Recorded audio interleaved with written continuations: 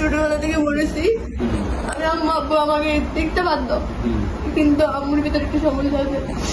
আব্বু আমাকে দেখতে পারতো, বাট আমার আম্মুর মধ্যে একটু সমস্যা ছিল। আমার আম্মু আমাকে চাইছিল যে রাস্তাঘাট থেকে বিয়ে দিয়ে দেওয়ার জন্য। তো আমি বলছিলাম আম্মু আমি বিয়ে করবো না। তো ওই ছোটবেলা থেকে আমাকে মারতো, আম্মু মারতো? আম্মু সিরিয়াল দিয়ে প্রত্যেক দিন মারতো। আমি ওকে প্রতিদিন বলছি। ওকে বলছো? আর ছেলে তো নাই। আপনি সত্যি বিশ্বাস করেন আমি এক কোরআন শরীফ থেকে বলতে পারবো আমি মিথ্যা কথা বলতেছিলাম। আমার আম্মুর মধ্যে অনেক সমস্যা, প্লিজ বিশ্বাস করেন। তোমার নিজের মা, সৎ মা, এটা বলো। তোমাকে কি গর্ভধারণ তোমার ভালোর জন্য শাসন করছে, তোমার খারাপের জন্য শাসন করছে। আমাদের আম্মুরা আমাদেরকে বকে না, অনেক কথা বলে না, আমাদেরকে কি শাসন করে না আমার আম্মুরা? শাসন করেছি।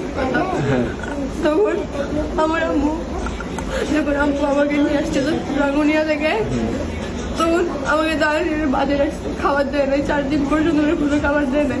ওর সাথে চলে গেছে যে তখন এর আগে তো আগে আমার এনগেজমেন্ট হয়েছিল কার সাথে হয়েছিলেন? একটা বুড়ো কাকার সাথে। একটা বুড়োর সাথে?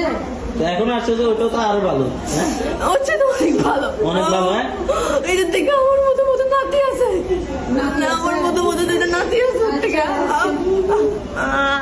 বিশ্বাস করেন আমি মিথ্যা কথা বলতেছি না, বিশ্বাস করেন নিজেকে বাঁচানোর জন্য কখনো মিথ্যা কথা বলবো না। কোরআন শরীফ ধরে বলতে পারবো আমি মিথ্যা কথা এটা তুমি কি বলো?